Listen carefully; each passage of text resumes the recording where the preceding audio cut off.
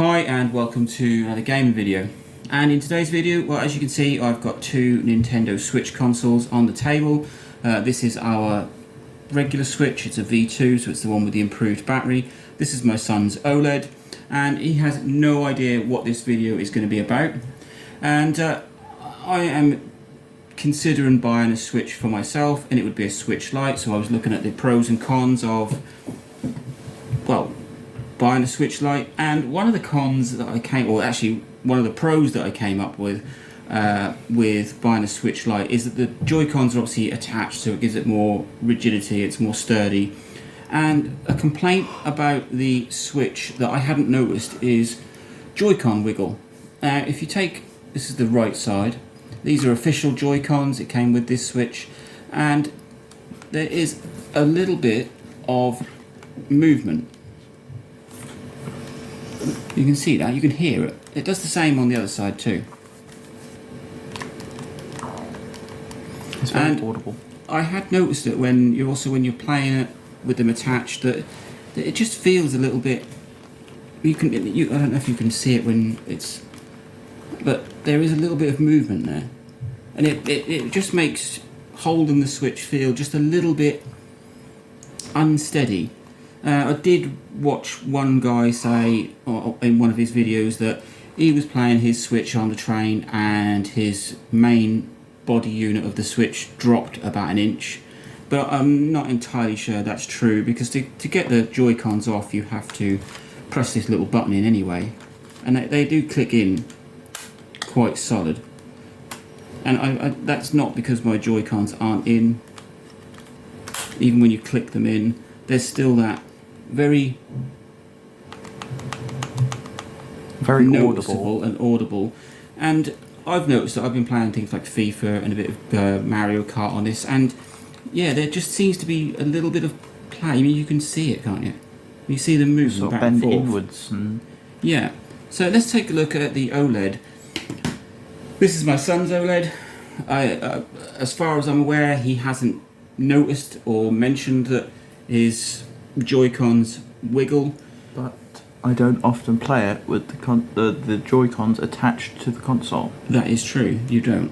I play mine using I'm using this thing over the here. little controller, which you have probably seen in the other videos. Yes, so you take your Switch and see if your Joy-Cons do the same thing. Not nearly as badly. There is a bit of movement. What about the up and down like mine was? Where you... Some. Oh, the right one's not doing it at all. I wonder if this one's not been clipped in properly. No, it's the left one that's doing it, not the right. See, mine does it on both. It sounds sort of like it's So unclipping itself and then re-clipping itself when it comes back in. how are they actually attached? What is it that clicks them in? There's a little button. next to the button. If you look there, press it in. Oh yeah, there's a little switch that holds that in, but that's a release button, isn't it? What actually clips the Joy-Cons in? Is it this little... That's what clips them in. Is this little bit here? Do they click in that bit? No, this bit clips it in.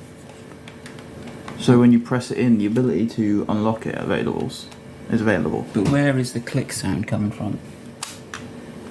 Don't know. And I would say it has more than one... It's at the top. It's at the top, is it? Or at least mine is. Well, they should be the same, because they're... Yeah, it does seem to be at the top, yeah. It's that bit. So there. That's all that's holding it in. that little switch, you've got... I don't know if you can see it quite close up on... But there is a little knob there, a little I don't know, button, There you switch. go. You can see it there. That clicks in and holds the Joy-Con in place. That seems to be all that's holding it in. And then when you press the button in... I'm not good with cameras. It moves. So is that what holds... That's what holds the Joy-Cons in. Well, that's not a lot then, is it? No. Which is probably why you get the issue of this. So that is a thing then. It's not. Whoop, you just knocked the camera. It's not something that they were making up. I wonder what happens if you put it in the little controller. Yeah, quite a horrible little controller actually. I like them, but same thing. Because it's using the same connectors. Whatever Nintendo used to keep those Joy-Cons on, and I hear what you're saying about this little button. It is what holds it in. But there must be something more inside this structure that holds that in, because there's no way you'd be able to just rip that off otherwise, wouldn't you? And break it. Probably can. Yeah, I'm not something I'm going it. to try now. How about yours? When you put yours in the hole. A little tiny bit of movement on the right one. There's less movement. Is the left one the one that was more prominent on? They move equal. Is it? I don't know. Neither of these switches are new. So no. Is it something that happens over time? Is it wear and tear? Could somebody who has recently bought a Switch, a new one, or maybe recently bought some Joy-Cons, and see if that does it? It's something I've noticed. Well, yeah, it's not actually. I've been playing this for a little while. You've been playing your OLED for a while. I know you don't play with the controllers that often. Well, the Joy-Cons on the Switch that often, but you must have played it at some point, and you've not noticed the wiggle. But there's definitely wiggle there, but I don't think on mine at least it's enough for me to worry about. I'm not worried about it, but it is. Mine's not as noticeable as yours. No, and mine does it quite on badly. both sides. So that was just something. I was looking at the pros and cons of buying a Switch Lite, and obviously you've got smaller screen on the Lite, not as good battery on the Lite. Certain games you can't play on the Lite. Well, you can, but you can't play them directly on it. You have to pair a second pair of Joy-Cons to it. It makes it a bit of a faff, I know. But then the one other thing that came up is when they're talking about Joy-Cons, obviously Joy-Con drift is a big issue on all Switch models. Yours and this one is very easy to get round. You just replace the Joy-Cons, but with a Switch Lite, the Joy-Cons are built in, and that's how we got onto the topic of the sturdiness of the device itself. And I get it. It's one solid unit. There's no clickable sides, so the sticks and the buttons are all built into the housing of the console itself. So yes, obviously that's going to give it a bit more rigidity. It does mean you don't have a dockable Switch, but that's the topic of this video. Joy-Con wiggle. It is a thing. Don't know how much of a thing it is, or if anyone else has witnessed, I don't know, maybe their Joy-Con has come off completely. But I don't think that is entirely possible, because they are railed on, aren't they? They are. But not by much. No. And it's plastic. It's plastic. Yeah, that's... I don't know. I don't know if that is metal or plastic. I